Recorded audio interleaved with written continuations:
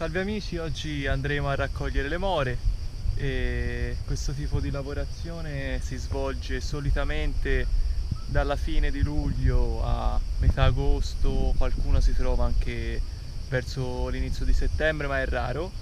E diciamo che le more le troviamo vicino ai confini dove ci sono i muri, fra i campi, e specialmente con l'abbandono dei campi dalla fine degli anni 90 all'inizio degli anni 2000.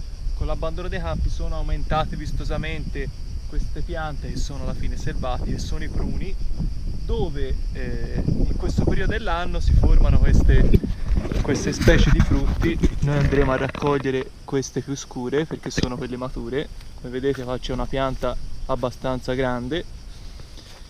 Le andremo a raccogliere con l'ausilio di guanti, perché chiaramente sono piante spinose, e dopo le andremo a mettere all'interno di questo secchio. Il consiglio che vi posso dare quando si vanno a raccogliere le more è quello di utilizzare meglio dei secchi oppure dei cestini di legno invece dei sacchetti di plastica, perché avendo queste temperature molto calde il pomeriggio, la sera secondo me è sempre meglio tenere il frutto in un ambiente diciamo più areato.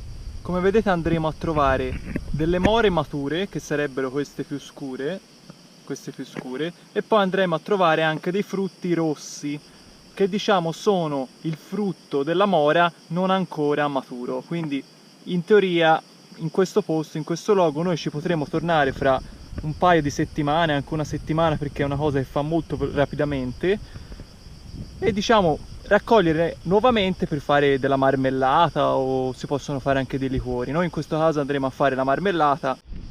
Per quanto riguarda la raccolta, in questo caso noi andremo a prendere la singola mora dal ramo spinoso, andremo a prendere anche più di una, quante ce ne stanno in una mano, e le andremo a porre nel nostro cestino. Come vedete ne ho già trovate alcune.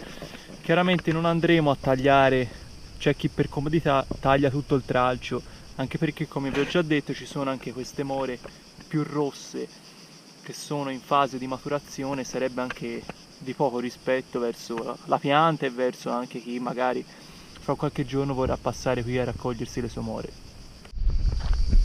Ci stiamo avvicinando verso il prossimo campo di more e già ne abbiamo trovate alcune, non tante, però tanto io vedo questa raccolta di more è anche un modo per fare una bella passeggiata nel bosco, fra campi.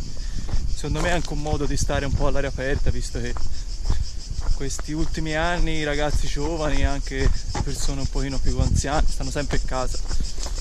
E se posso dare un consiglio, il consiglio è sicuramente quello di mettersi un abbigliamento comodo, un abbigliamento anche un pochino che ripara anche dalle spine, e poi anche essendoci muretti bisogna sempre stare attenti ai serpenti. Magari si possono trovare delle vipere o delle bisce, però chiaramente uno ci sta molto attento, può anche aiutarsi con un bastone o con qualcosa per vedere se in quel punto ci sono degli animali.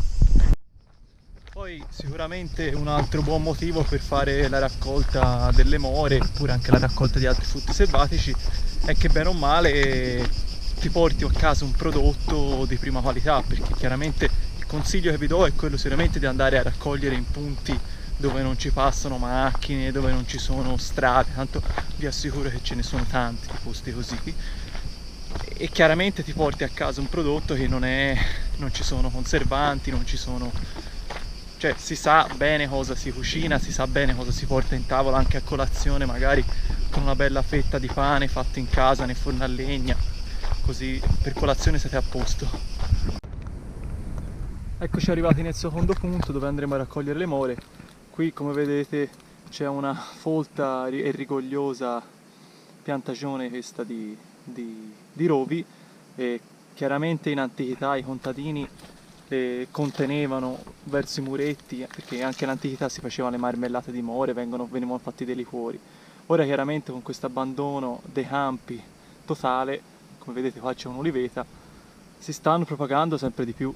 Però sinceramente vedo sempre meno gente che viene a raccogliere, perché era più una tradizione di persone un pochino più anziane. Mi sembra che questa cosa si sia un po' persa. Eccoci qua, la raccolta è terminata. come vedete il bottino è questo, non è male.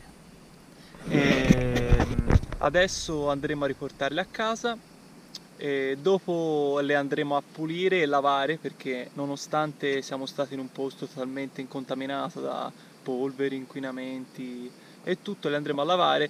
Potremo utilizzare anche un semplice scolapasta. E dopo averle lavate invece andremo a fare la lavorazione per fare la marmellata. Ecco le nostre more, adesso non ci resta che prenderle e versarle sullo scolapasta.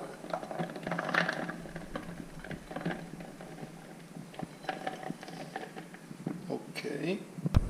Successivamente andremo a aprire l'acqua corrente e andremo a sciacquare le nostre more, chiaramente girandole un po' con le mani per riuscire a sciacquarle tutte. Ecco qua le nostre more pulite e lavate. Adesso andremo ad aggiungere un bicchierino di succo di limone e poi successivamente andremo ad aggiungere anche lo zucchero. Io non eccedo tanto con lo zucchero perché non sono uno che ama particolarmente il sapore di queste marmellate troppo zuccherate, quindi andrò a metterne un po' meno di quanto se ne mette di solito. C'è chi dice 1 chilo di more, 500 grammi di zucchero, io vado a metterne molto meno. Una volta messo lo zucchero andremo a mescolare il tutto e poi faremo cuocere a fuoco abbastanza vivo. Ricordatevi sempre che ogni tanto una mescolatina gli fa sempre bene.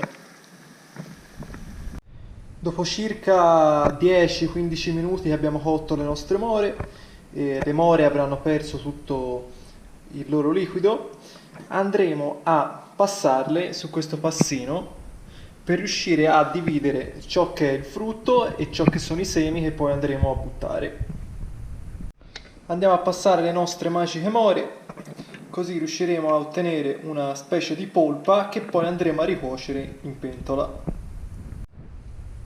Mi raccomando, vi consiglio sempre di passare per molto e di girare finché proprio vedete che non restano proprio solo i semi, perché vedete da questi ultimi si genera una polpa, così in questo modo avremo anche un minor tempo di cottura dopo per farla addensare.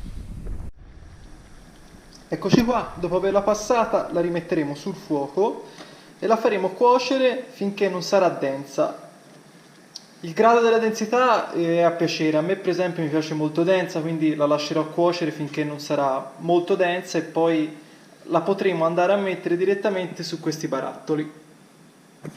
Una volta raggiunta la vostra densità preferita andremo a mettere tutto questo all'interno dei barattoli, mi raccomando di capovolgerli finché l'interno e l'esterno sarà fritto, così riuscirete a ottenere il sottovuoto. Grazie e al prossimo video, ciao!